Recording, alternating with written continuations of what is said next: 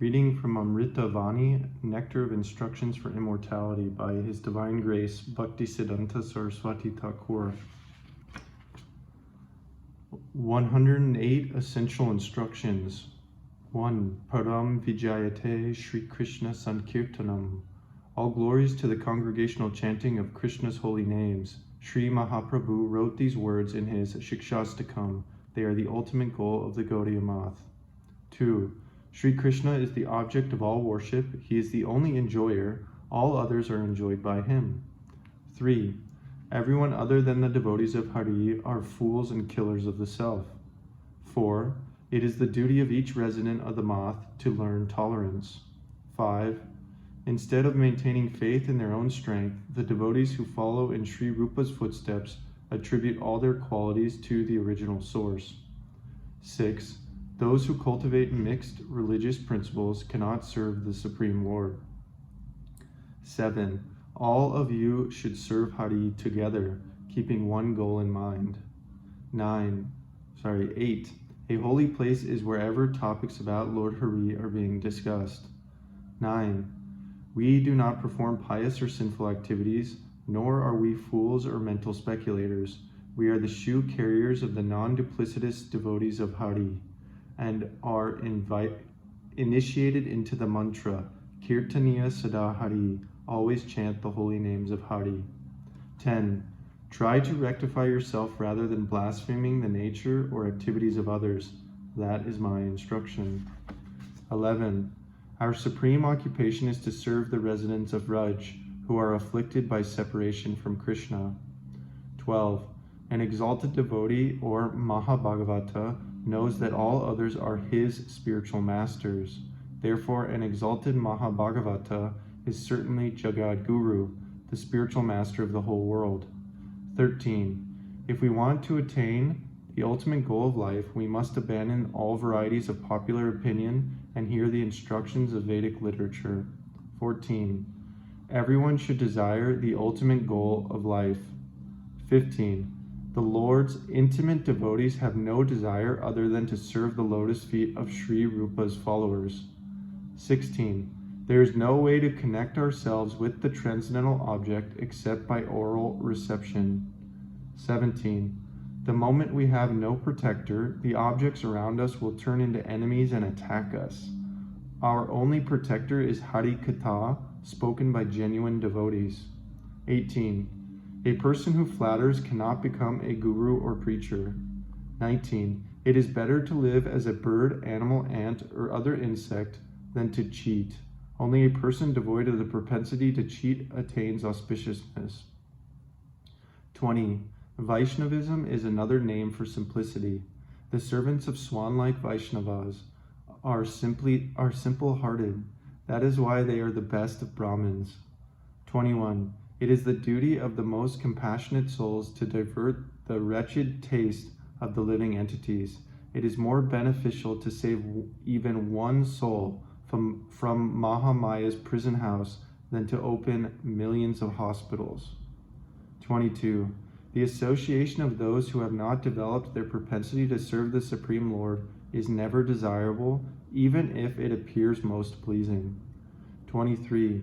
Preaching without practicing what one preaches is a limb of karma. 24. Our attachment for material life will decrease when we simply serve the Supreme Lord and his devotees. 25. Our main disease is to accumulate objects not related to Krishna. 26. We have not come to this material world to become carpenters or mechanics. We are simply the messengers of Mahaprabhu's teachings. 27. We will not live in this world long. Our human birth will become successful if we give up our lives while chanting Hari's glories. The dust from the lotus feet of Sri Rupa, who fulfilled the desires of Sri Chaitanya Dev, is our most desirable goal of life. 29. This material world, which is averse to the Supreme Lord, is a painful testing place. Tolerance, humility, and praising others all help us worship Lord Hari in this world. 30. We are given a father and mother in every lifetime, but we may not receive beneficial instruction in each lifetime. 31. Externally, a devotee's activities and the mischief of a pseudo-devotee may appear the same, but they are different as the sky and earth, as different as milk from limestone mixed with water. 32. Those who mistakenly consider non-devotional propensities devotional will certainly get into trouble. It's like mistakenly cheating a blacksmith of steel. The end product will not be reliable. 33. As soon as we learn about the truth, we should become fixed in it.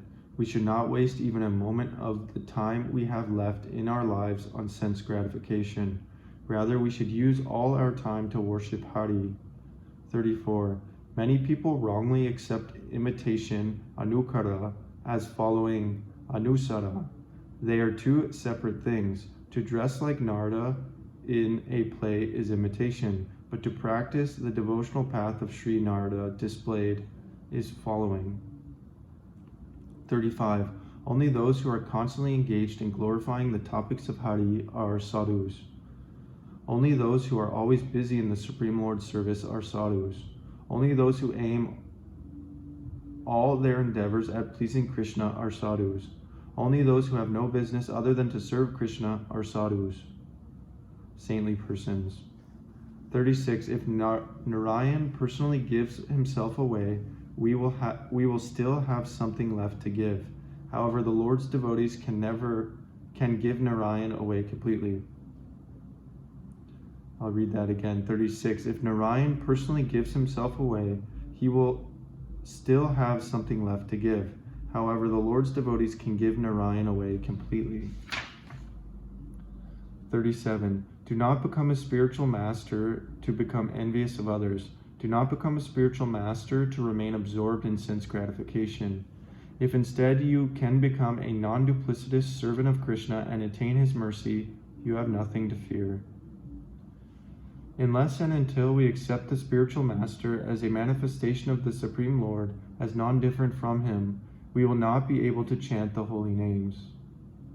To teach us how to serve him, the Supreme Lord incarnated as the spiritual master. 40. The living entities will never benefit by studying hundreds of books or by acting whimsically. 41. In the present age, it is common to be cheated by those who misguide others in the name of religion. 42. The confidential purport of the undisputed truth that is spoken boldly will be realized only after hundreds of lifetimes or even hundreds of yugas. Unless we spend hundreds of gallons of hard-earned blood, it will not be possible to make others understand the truth. 43. The Supreme Lord does not accept items offered by those who do not chant 100,000 holy names a day. 44. Association is the main stimulus for developing the desire to worship Hari. If we associate with non-devotees, we will make material advancement. If we associate with devotees, our propensity to worship Hari will be progressively enhanced. Association with devotees is the most important asset of the human form of life. Please do not become averse to it. 45. As soon as we feel the inconvenience of mundane life, the Lord becomes our shelter and awards us the qualification to engage in his service. 46. As long as we are filled with anarthas, we will not become fortunate enough to attain the service of Sri Radha's lotus feet. Those who are unqualified by their anarthas, but who eagerly discuss the transcendental pastimes of the supremely worshipful Sri Radha, are certainly sense enjoyers, covered materialists, or prakrita sahajyas. 47. When all anarthas are removed while chanting the holy names, then the form, qualities, and pastimes of the Lord automatically manifest. There is no need to endeavor artificially to remember the Lord's forms, qualities, and pastimes. 48. All of you should preach the teachings of Sri Rupa and Raghunath with great enthusiasm. Our most desirable goal is to become a particle of dust at the lotus feet of the followers of Sri Rupa. 49. Do not give up the worship of Hari, even if you have to face hundreds of dangers, criticisms, or harassments. Do not become discouraged by seeing that most of the world's people do not accept the truth. Neither give up your worship of Hari, nor your speaking of Krishna Katha, your life and soul. Always chant Hari's names while thinking yourself lower than a straw in the street and being more tolerant than a tree. 50. We are not interested in becoming excellent workers or devoted to religious practices. Our only goal is to become a particle of dust at the lotus feet of Sri Rupa, birth after birth. 51. May we never become indifferent to performing the sacrifice of Sri Krishna Sankirtan. Simply remaining progressively and unswervingly attached to this sacrifice will bring us all perfection. All of you should boldly preach the teachings of Sri Rupa Raghunath with great enthusiasm under their guidance. 52.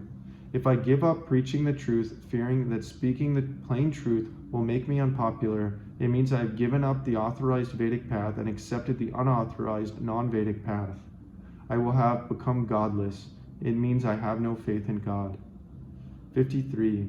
The Supreme Lord has two representations in this material world: transcendental sound vibration, the holy name, and the deity form, who enjoys eternal spiritual pastimes. 54. We serve the Lord's deity form by chanting the Lord's holy names. Consciousness is served only by consciousness. 55. The Lord's devotees call him by chanting his holy names for his pleasure. 56. The deity who performs transcendental pastimes in Vaikuntha, the spiritual world, is the merciful incarnation of the Lord's eternal original form in this world. The deity is the direct manifestation of the Supreme Personality of Godhead. The Vaishnavas are not idol worshippers who imagine that God has either a material form or no form at all.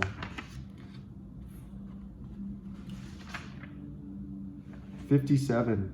Just as the Brahma Sutra briefly gives the purport of the Vedas, Bhaktivinoda Thakur's Tattva Sutra properly and briefly describes the purport and conclusion of Srimad Bhagavatam, the commentary on Brahma Sutra. 58. Unless we study Srimad Bhagavatam under a Vaishnava Acharya who himself follows the rules and regulations, we will never understand the purport of Brahma Sutra. Srimad Bhagavatam is the natural commentary on Brahma Sutra. 59. Sri Jiva Goswami has specifically revealed that Srimad Bhagavatam is the original commentary on Vedanta Sutra. Sankacharya's commentary is foreign to the Vedanta Sutra. Since the author of Vedanta Sutra wrote Srimad Bhagavatam to serve as its commentary, Srimad Bhagavatam is the commentary. We can find the actual purport of Vedanta Sutra only in Srimad Bhagavatam. 60. The word bhakti cannot be applied to anyone other than Krishna. Krishna is the only object of devotional service. Brahma is the object of impersonal knowledge. Paramatma of yoga, but Krishna the supreme object of service. Brahma is the object of impersonal knowledge, Paramatma of yoga, but Krishna the supreme object of service. 61. Every word has two types of meanings: meaning derived from an enlightened viewpoint and meaning derived from an unenlightened viewpoint.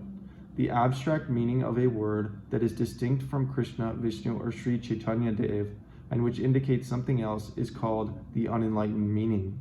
The meaning of words derived from the enlightened viewpoint all indicate Krishna and Krishna consciousness.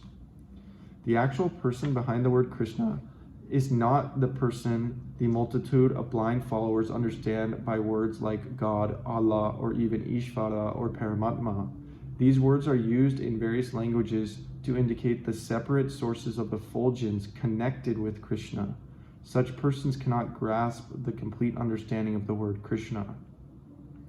63. There is no work as beneficial as serving the spiritual master. Among all kinds of worship, worship of the Supreme Lord is topmost. Service to the spiritual master is superior to service to the Supreme Lord. Unless this conviction is firmly rooted in our hearts, we cannot take advantage of our spiritual master's association. He is our maintainer, and we are his servants. 64.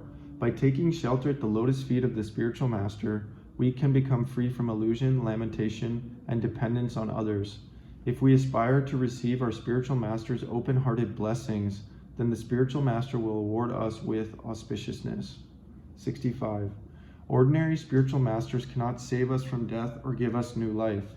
This is why their position as spiritual master is partial, but one who has saved us from the cycle of birth and death and helped us realize the eternal truth is the complete and eternal spiritual master. 66. Do not consider the spiritual master an ordinary mortal being. He gives us unlimited life. He is the expert physician to cure our material disease and is our sole benefactor. 67. As long as a person follows the path of argument, he cannot attain the shelter of a spiritual master. 68. If I surrender myself 100% at the lotus feet of that person upon whom the most auspicious Supreme Lord has bestowed all auspiciousness, then he, the spiritual master, awards all auspiciousness to me. If I am deceitful and live a double standard, however, making a show of performing devotional service, then he will also deceive me. 69. It is my duty to completely follow my spiritual master's instructions and to live according to the arrangements he has sincerely made for me. This is the symptom of a surrendered soul. 70. If we are so fortunate as to associate with the Lord's devotees, then all credit goes to the Lord because he is the one who has provided the opportunity. The Lord makes us realize fearlessness through the spiritual master's association. The Lord arranges that a suitable spiritual master will appear before us according to our degree of surrender. Those who are truly fortunate will avail themselves of his presence. Gurus who pursue impersonal knowledge, perform fruitive activities, practice mystic yoga, observe severe vows, undergo austerities, are expert in the art of magic, and who cheat are not fit to be called guru or heavy. They are all lagu, light. They are not the jiva's benefactors, but are envious of themselves and others. Only Mahabhagavata Vaishnava gurus are causelessly merciful to the living entities and feel distressed upon seeing the distress of others. The state of Brahman, the impersonalists imagine, is not actually Brahman. The conception the yogis maintain of becoming one with Paramatma or Bhagavan is more offensive than the idea of merging into the Brahman effulgence. The liberation attained by merging into the Brahman effulgence denies the living entity his own existence. But those who want to become one with the Supreme Lord expect to maintain their personal existence while toppling the Supreme Lord's position. Mahaprabhu has said that becoming one with the Supreme is more abominable than merging into Brahman. 73. Those non-devotees who try to reconcile matter with spirit consider good and bad association, rice paddy and weeds, and devotional and non-devotional services equal. Otherwise, the synthesis of matter and spirit does not certainly become the perversion of impersonalism. For a Vaishnava, it may become pure devotion. The synthesis of matter and spirit certainly becomes the perversion of impersonalism in their hands. The impersonalists say they accept everything, but they do not accept the Supreme Lord, nor his eternal names, forms, qualities, pastimes, or associates. 74. The Lord's various incarnations, Ram, Nrsimha, Varaha, Matsya, Kurma, etc., are all transcendental Vishnu Tattva forms. Their names, forms, qualities, associates, and pastimes are eternal. Each of them controls Maya. Each has an eternal abode in Vaikuntha. Out of compassion for the living entities in this miserable world, and by their own sweet will, these incarnations appear and exhibit their opulence. Yet even though they incarnate in the material world, they remain fully transcendental and always protect their independent natures. 75. The most auspicious activity for humankind is to become delivered from the clutches of material existence and to enter into Krishna's eternal family. Taking shelter of the spiritual master can free us from Maya. There is no other way to achieve this freedom. 76. Devotional service to the Supreme Lord is our supreme occupational duty, but material sense enjoyers cannot understand what devotional service is. 77. Sri Bhaktivinoda Thakur considers the attainment of devotional service most desirable. The previous acharyas have concluded that devotional service is the supermost goal of life. Sri Bhaktivinoda Thakur, Sri Rupa's follower, has revealed to the world that the attainment of devotional service is to be cherished. 78.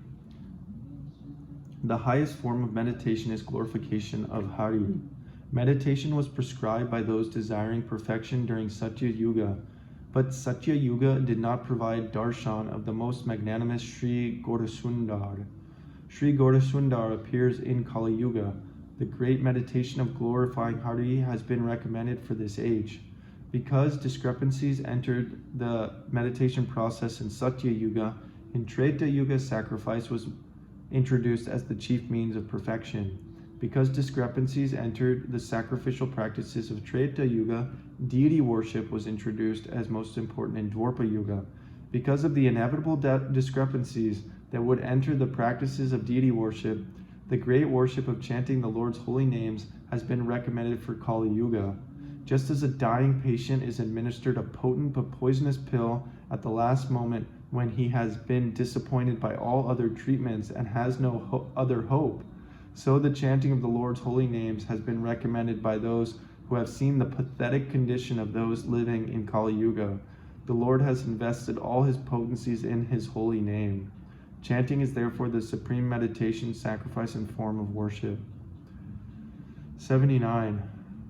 We should live only to be counted among the followers of He, the spiritual master, whose mercy has allowed us to understand the ultimate goal of life, to attain love of God.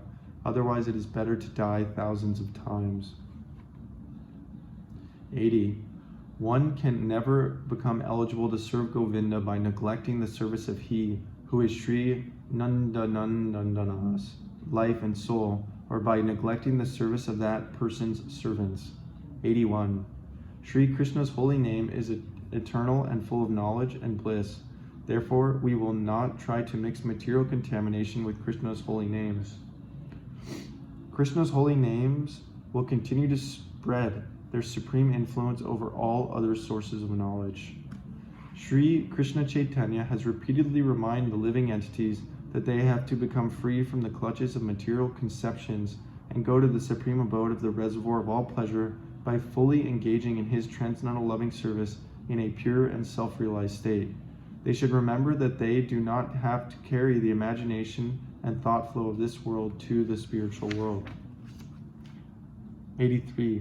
Skeptics, atheists, materialists, and impersonalists all ultimately desire to merge into one godlessness.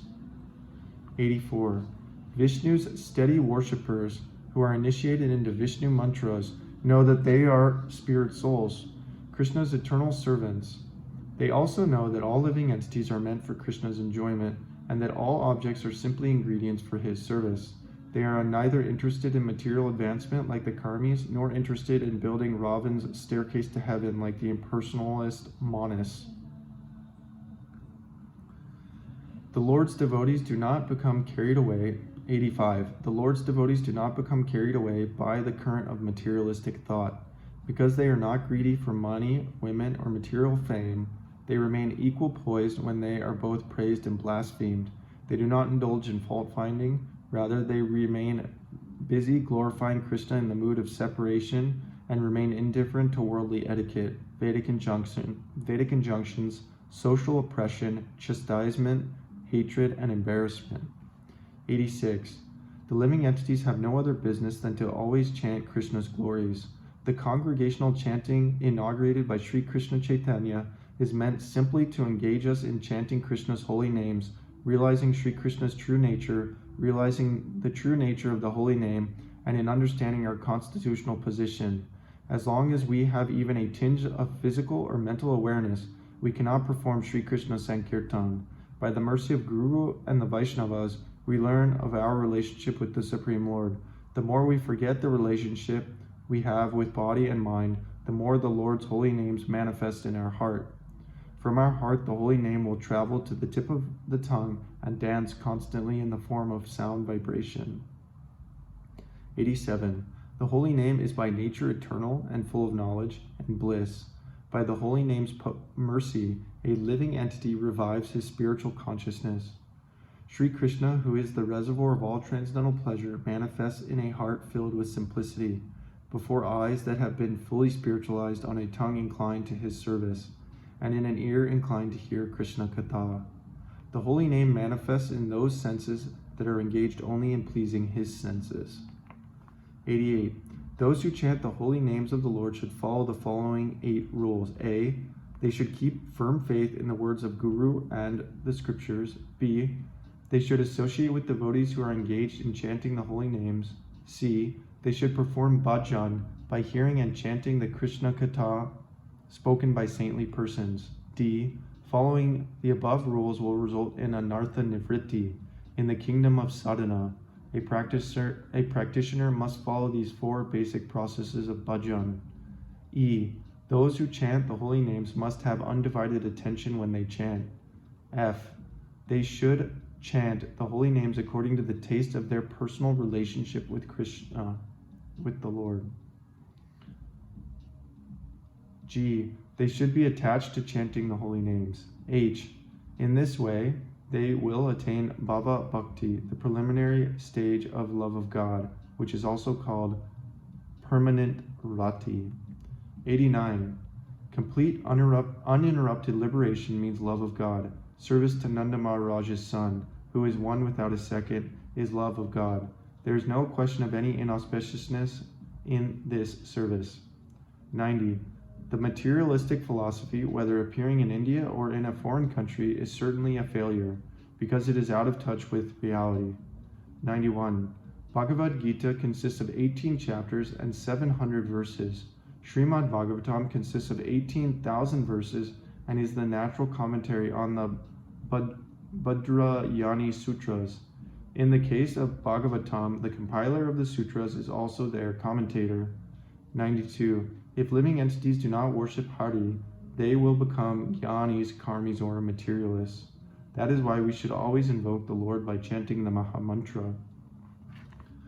Hare Krishna, Krishna Krishna, Hare Hare, Hare Rama, Rama Rama, Hare Hare. 93. Just because mundane thoughts appear in the mind while we chant the holy name does not mean we should slacken our chanting. The useless thoughts will gradually disappear as the irrevocable fruits of chanting the holy names. Do not be in a hurry. 94. The distance between ourself and our gross and subtle bodies gradually diminishes when we chant the holy name, and we soon revive awareness of our original constitutional position. When we are thus self-realized, the Lord's pure holy name will manifest in our heart, and we will directly see Sri Krishna's transcendental form. 95. If we desire to chant Hari's name offenselessly, then we should chant constantly. Constant chanting will vanquish our offenses. 96. Serving the Lord's devotee is more profitable than serving the absolute truth. We will greatly benefit from serving the spiritual master and the Vaishnavas. Fallen souls are delivered by engaging in such service. 97. Our only bridge is to follow in the Mahajan's footsteps. 98. Making a show of possessing transcendental knowledge by accepting initiation and actually achieving transcendental knowledge are not the same thing. 99. Only those who serve the Supreme Lord are glorious. In the midst of all difficulties, hear, chant, and remember the Supreme Lord. 100. A person who thinks even once, "O Krishna, I will serve you, you are my only shelter," attains auspiciousness. 101. The Vaishnavas and non-Vaishnavas are not equal, just as rice and dal do not in themselves equal Mahaprasad, sanctified food to the deity. Neither are Lord Govinda and the ordinary living entities equal. Similarly, the Lord's holy names and ordinary names are not equal. 102. We are cheated until we realize that our only duty is to serve Lord Krishna and his devotees. 103. Only one who takes shelter of Krishna's lotus feet attains liberation from the clutches of illusory material energy. Living entities have no business other than to worship Krishna. There is no other object of worship than his holy name. 104. The 13 doctrines preached vigorously in Kali Yuga are unfavorable to the topmost conclusive philosophy taught by Sri Gaurasundar, the Lord of the 14 worlds, which express Sambandha, Abhideha, and Prayojana. The 13 useless doctrines are as follows. A. The theory of godless materialistic Charvaka, which is opposed to the Vedas. B. The godless argumentative theory of Buddhism, which encourages temporary worship of material qualities. C. The argumentative theory of Jainism, which encourages the worship of material qualities. D. the theory of argumentative atheistic Sankhya practiced by the followers of atheist Kapila. E. The theory practiced by Patanjali's argumentative followers. F. Sankaracharya's monistic theory, which tries to reconcile spirit and matter and which is apparently in agreement with the Vedas. G. The theory of reconciliation that appears to agree with the Vedas but that encourages the worship of material qualities. H. The logician's theory that encourages the worship of material qualities and that denies transcendental sound vibrations, Sabda Brahma, as evidence. I. The theory of variegatedness, which encourages the worship of material qualities and denies transcendental sound vibration as evidence. J. The theory of the grammaticians, which encourage the worship of material qualities and pretends to agree with the Vedas. K. The theory of Shaivites, which encourages the worship of material qualities, rejects the path of argument, and teaches that the living entities are liberated even while living in this world. L. The theory of direct perception, which encourages the worship of material qualities and is contaminated by material enjoyment. M. Another theory of Shaivites that encourages the worship of material qualities believes that God can be achieved through karma and that is contaminated by material enjoyment. 105. Love of Krishna is the most cherished object among all dear objects. In order to attain it, we need the help of our service-inclined senses, the senses greedy for hearing and chanting. 106. Lord Krishna and his name are not two separate objects. Even though they are realized or accepted differently, Krishna's forms, qualities, pastimes, and associates are non-different from his holy name. 107. Utilize everything for Krishna's service. Beware. Do not take shelter of wealth, women, fame, or duplicity in the name of serving Hari. Such endeavors show nothing but aversion to Hari. The liberated souls who are inclined to serve Hari serve him as their life and soul. Those whose every endeavor is aimed at pleasing Krishna are liberated. And finally, 108.